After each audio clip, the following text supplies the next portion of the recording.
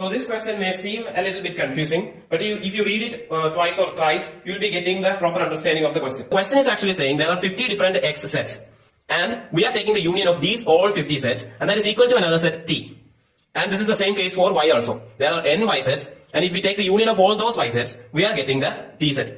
If you don't got what I said, I will give you an example. Let's suppose x1 is equals to 1, 2, 3, etc. to, and the question also says that xi contains 10 elements, so etc. to 10. So there are 10 elements in x1. x2 would be, let's say, 11, 12, 30, etc. to 20. And this goes on to x50, that this.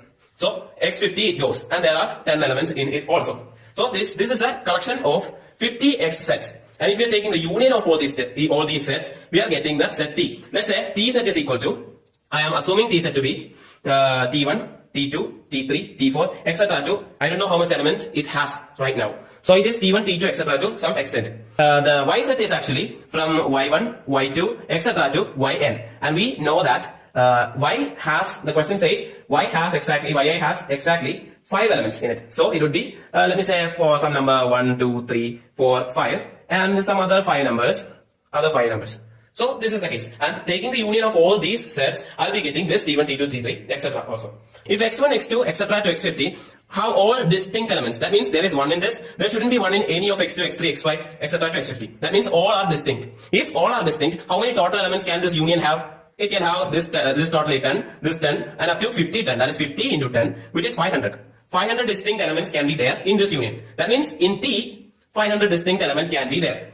Okay. In the case of Y also, there are 5 elements in one Y, and if they all are distinct, I can say that there should be n, that means n sets there, n into, and one set contains 5 elements, that is 5n. 5n distinct elements should be there in T. That is the first thing. But the question says that not all the elements of X and Y are not distinct.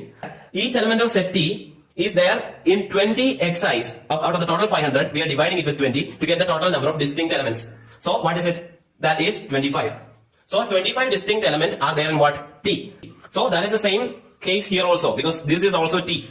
That means n into 5 is 5n. That is the total number of elements if all the elements were distinct. But the question says that as we have taken 20 here there is 6. And each element of T, that is, let's suppose T1, is coming in 6 of Y sets. This is the total number of distinct elements. In what? In T. This is the distinct element of T when we calculated from Yi, and this is the distinct element when we calculated from Xi. So these two are equal actually, because both are equal to T. So 25 should be equal to what? This 5n by 6. So what is actually n? N should be 30. So the correct option is option 4.